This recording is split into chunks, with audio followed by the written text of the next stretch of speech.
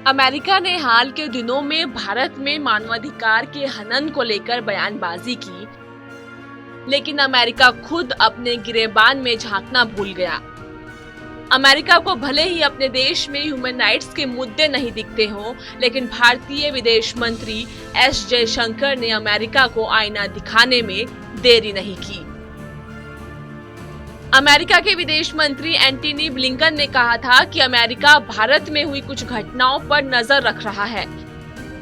भारत के कुछ राज्यों में पुलिस और जेल के अधिकारियों की ओर से मानवाधिकारों के हनन में इजाफा हो रहा है।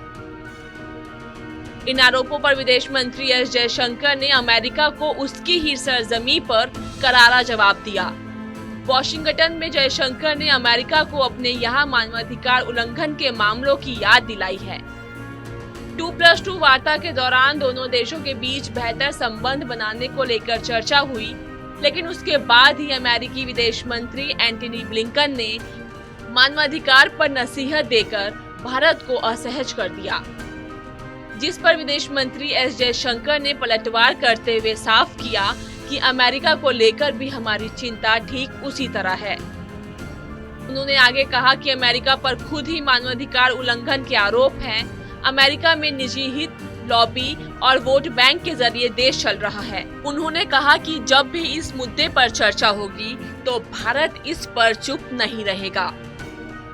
वॉशिंगटन में एस जयशंकर ने कहा कि लोगों को हमारे बारे में विचार रखने का अधिकार है। हम उनकी लॉबी और वोट बैंक के बारे में विचार रखने के भी हकदार हैं।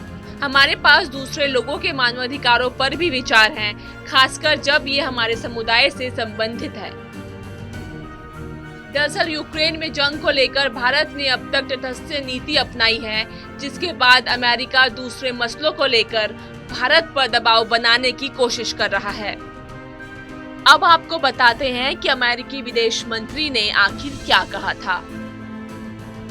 2+2 बैठक के बाद संयुक्त कॉन्फ्रेंस में अमेरिकी विदेश मंत्री ब्लिंकन ने कहा था कि भारत और अमेरिका मानवाधिकार की रक्षा जैसे लोकतांत्रिक मुद्दों के लिए प्रतिबद्ध हैं।